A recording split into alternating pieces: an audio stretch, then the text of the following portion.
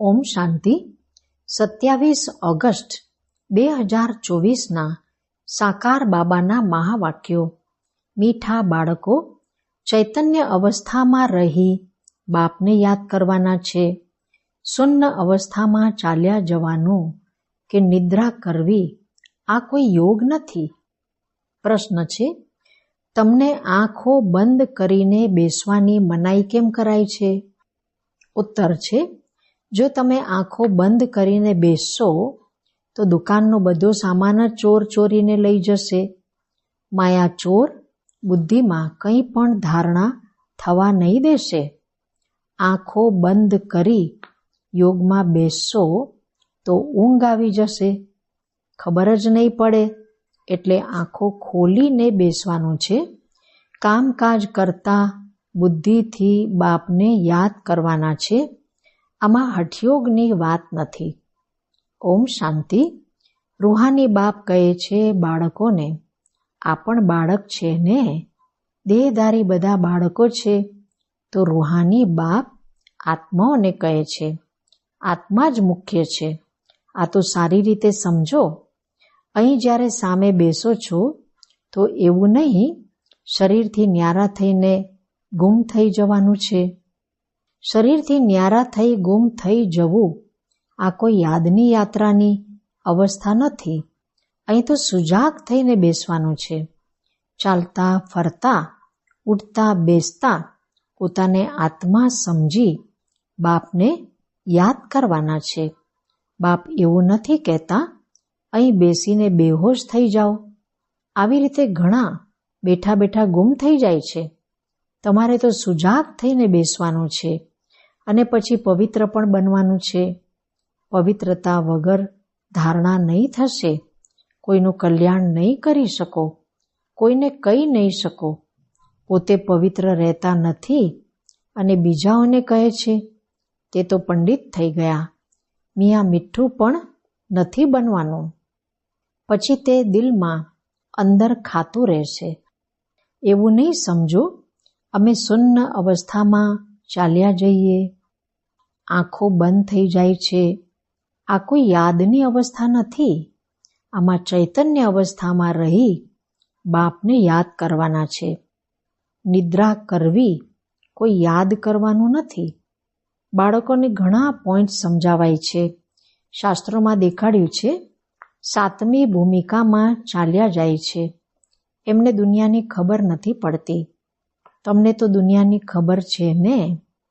આ છીછી દુનિયા છે. બાપને કોઈ જાણતા નથી. જો બાપને જાણે તો સૃષ્ટિ ચક્રને પણ જાણી જાય. બાપ બતાવે છે આ ચક્ર કેવી રીતે ફરે છે. મનુષ્ય પુનર્જન્મ કેવી રીતે લે છે. સતયુગમાં ભલે મોટી ઉંમર થઈ જાય તો પણ કુરૂપ નહીં થાય. બાકી સંન્યાસીઓનો તો છે હઠયોગ. આંખો બંધ કરી ગુફાઓમાં બેઠા બેઠા બસ સુરત બની જવું. તમને તો બાપ કહે છે ગ્રસ્ત વ્યવહારમાં રહેતા સુજાગ રહેવાનું છે. શૂન્યમાં ચાલ્યા જવું આ કોઈ અવસ્થા નથી. ધંધો વગેરે પણ કરવાનો છે. ગ્રસ્ત વ્યવહાર પણ સંભાળવાનો છે. શૂન્યમાં નથી જવાનું. કામકાજ કરતા બુદ્ધિથી બાપને યાદ કરવાના છે.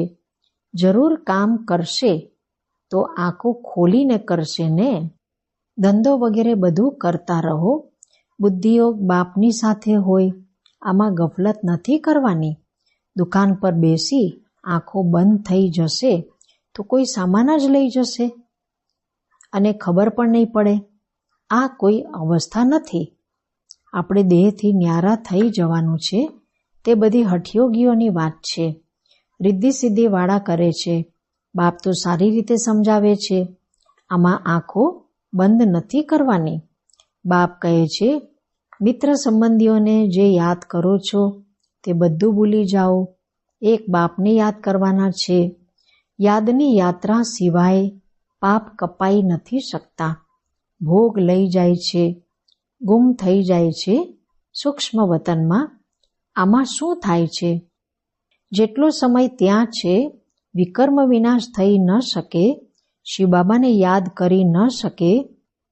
ન બાબાની વાણી સાંભળી શકે તો નુકસાન થઈ જાય છે. પરંતુ આ ડ્રામામાં નોંધાયેલું છે એટલે જાય છે. પછી આવીને મુરલી સાંભળે છે એટલે બાબા કહે છે, જાઓ, તરત આવો, બેસો નહીં. ખેલપાલ કરવાનું બાબાએ બંધ કરી દીધું છે. આ પણ હરવા ફરવાનું, રડવાનું થયું ને. ભક્તિ માર્ગમાં રડવા પીટવાનું ખૂબ થાય છે, કારણ કે અંધારો માર્ગ છે ને. મીરા ધ્યાનમાં વૈકુંઠમાં ચાલી જતી હતી. તે યોગ અથવા ભણતર થોડી હતું. શું એનાથી સદગતિ મેળવી, સ્વર્ગ જવા લાયક બની, જન્મ જન્માંતરના પાપ કપાયા? બિલકુલ નહીં. જન્મ જન્માંતરના પાપ તો બાપની યાદથી જ કપાય છે. બાકી સાક્ષાત્કાર વગેરેથી કોઈ ફાયદો નથી થતો. આ તો ફક્ત ભક્તિ છે, નથી યાદ, નથી જ્ઞાન. ભક્તિ માર્ગમાં આ શીખવાડવાવાળા કોઈ હોતા જ નથી, તો સદગતિ પણ મેળવતા નથી. ભલે કેટલો પણ સાક્ષાત્કાર થાય. શરૂમાં તો બાળકીઓ જાતે ચાલી જતી હતી. મમ્મા બાબા થોડી જતા હતા. આ તો શરૂમાં બાબાને ફક્ત સ્થાપના અને વિનાશનો સાક્ષાત્કાર થયો. પછી તો કંઈ પણ નહીં થયું. હું કોઈને પણ મોકલતો નથી.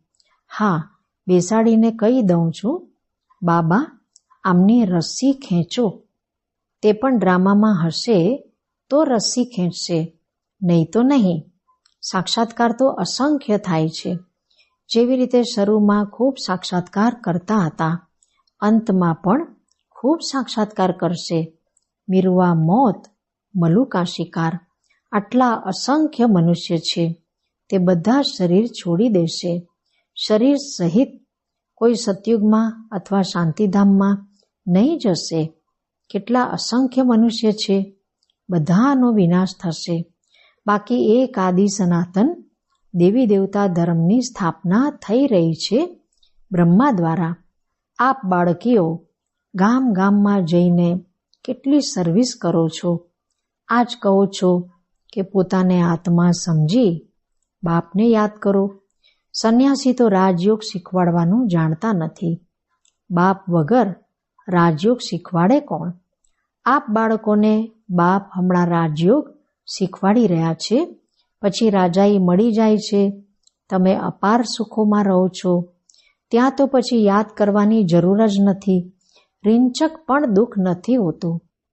આયુષ્ય પણ લાંબુ, શરીર પણ નિરોગી હોય છે. અહીં કેટલા દુઃખ છે. એવું તો નથી બાપે દુઃખ માટે ખેલ રચ્યો છે. આ તો ખેલ સુખ દુઃખ, હાર જીતનો આદિ અનાદિ છે. આ બધી વાતોને સંન્યાસી જાણતા જ નથી, તો સમજાવી કેવી રીતે શકે? તે તો ભક્તિ માર્ગના શાસ્ત્ર વગેરે વાંચવાવાળા છે. તમને કહેવાય છે પોતાને આત્મા સમજી બાપને યાદ કરો. તે સંન્યાસી પછી આત્મા સમજી બ્રહ્મને યાદ કરે છે. બ્રહ્મને પરમાત્મા સમજે છે. બ્રહ્મ જ્ઞાની છે.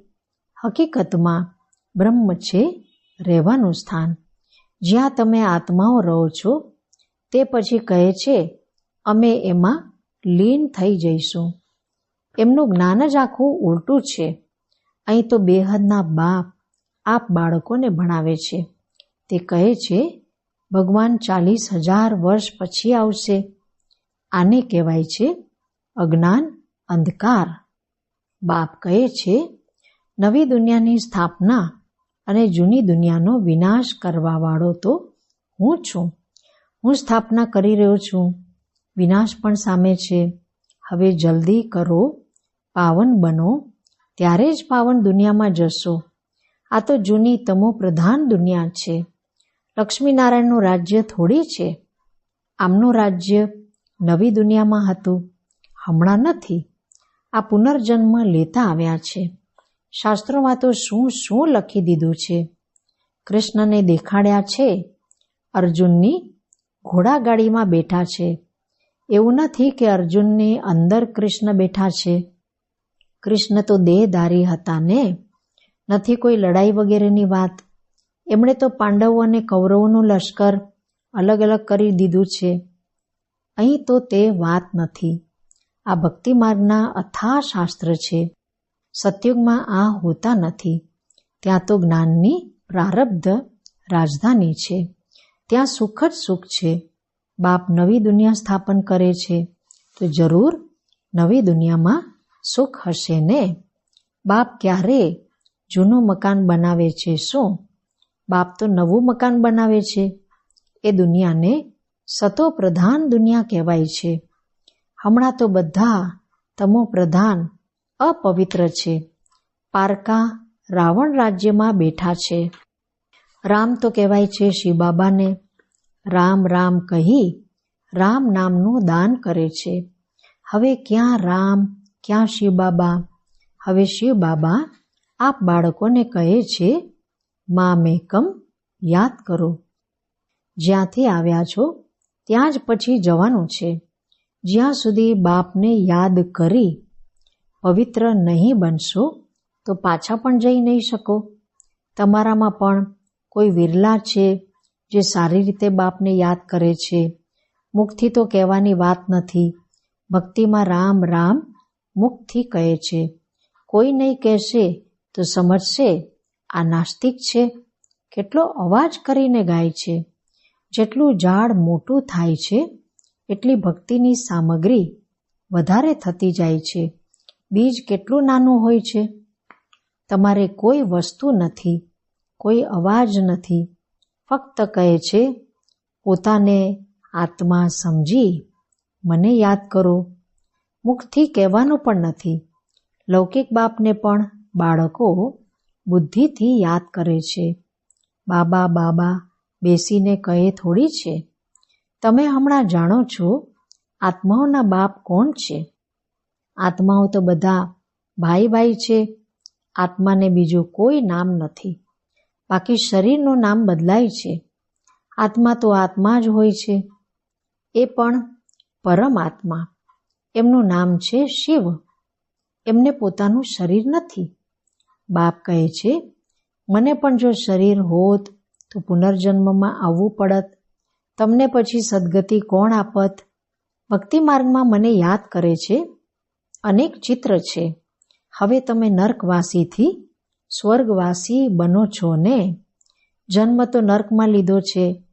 મરશો સ્વર્ગ માટે.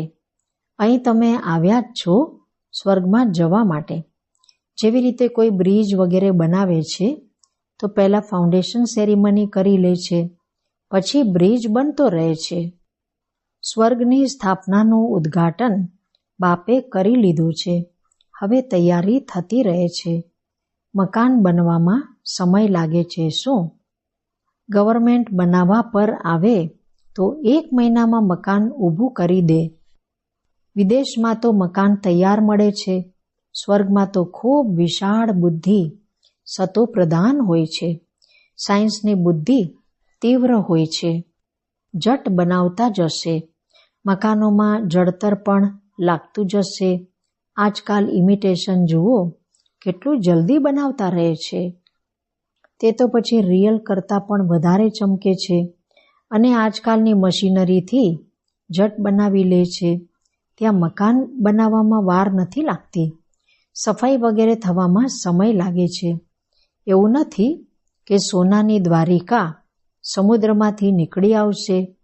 તો બાપ કહે છે ખાઓ પીઓ ભલે, ફક્ત બાપને યાદ કરો તો વિકર્મ વિનાશ થાય.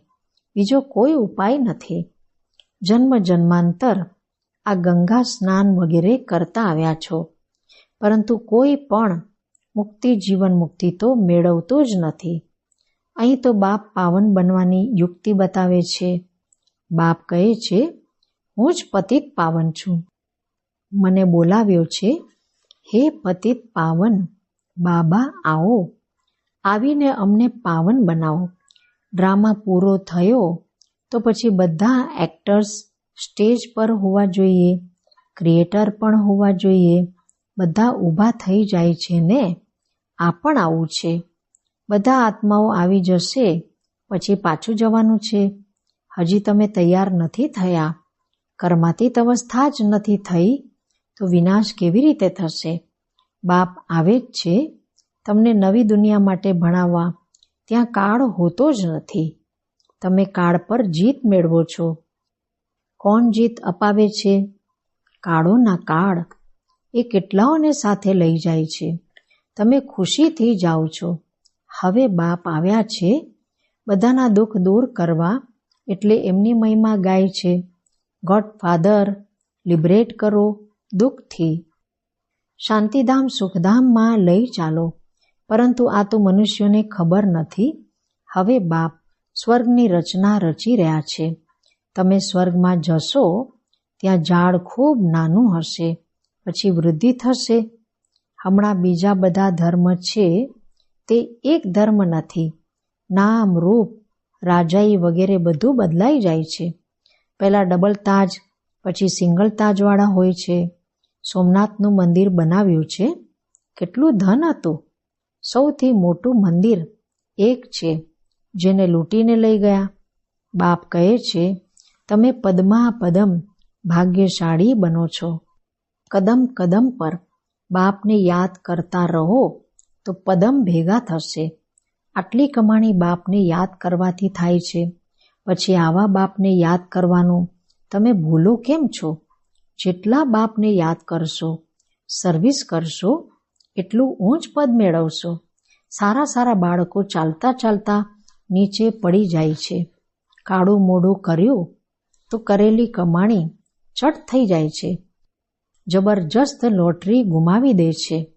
અચ્છા, મીઠા મીઠા શીખી લધા બાળકો પ્રત્યે માત પિતા બાપ દાદાના યાદ પ્યાર અને ગુડ મોર્નિંગ. રૂહાની બાપના રૂહાની બાળકોને નમસ્તે. રૂહાની બાળકોના રૂહાની બાપને નમસ્તે. ધારણા માટે મુખ્ય સાર. પહેલું છે ગ્રહસ્થ વ્યવહાર સંભાળતા બુદ્ધિયોગ બાપની સાથે રાખવાનો છે. ભૂલ નથી કરવાની. પવિત્રતાની ધારણાથી પોતાનું અને સર્વનું કલ્યાણ કરવાનું છે. બીજું છે યાદની યાત્રા અને ભણતરમાં જ કમાણી છે. ધ્યાન દીદાર તો ફરવાનું છે, એટલે એમાં કોઈ ફાયદો નથી. જેટલું બની શકે સુજાગ થઈ બાપને યાદ કરી પોતાના વિકર્મ વિનાશ કરવાના છે. વરદાન છે શ્રેષ્ઠ સ્મૃતિ દ્વારા શ્રેષ્ઠ સ્થિતિ અને શ્રેષ્ઠ વાયુમંડળ બનાવવાવાળા સર્વના સહયોગી ભવ. યોગનો અર્થ છે શ્રેષ્ઠ સ્મૃતિમાં રહેવું. હું શ્રેષ્ઠ આત્મા, શ્રેષ્ઠ બાપની સંતાન છું. જ્યારે આવી સ્મૃતિ રહે છે તો સ્થિતિ શ્રેષ્ઠ થઈ જાય છે. શ્રેષ્ઠ સ્થિતિથી શ્રેષ્ઠ વાયુમંડળ સ્વતઃ બને છે, જે અનેક આત્માઓને પોતાના તરફ આકર્ષિત કરે છે. જ્યાં પણ આપ આત્માઓ યોગમાં રહીને કર્મ કરો છો ત્યાંનું વાતાવરણ, વાયુમંડળ બીજાઓને પણ સહયોગ આપે છે. આવા સહયોગી આત્માઓ બાપના અને વિશ્વના પ્રિય થઈ જાય છે. સ્લોગન છે અચલ સ્થિતિના આસન પર બેસવાથી જ રાજ્યનું સિંહાસન મળશે. અચ્છા, ઓમ શાંતિ.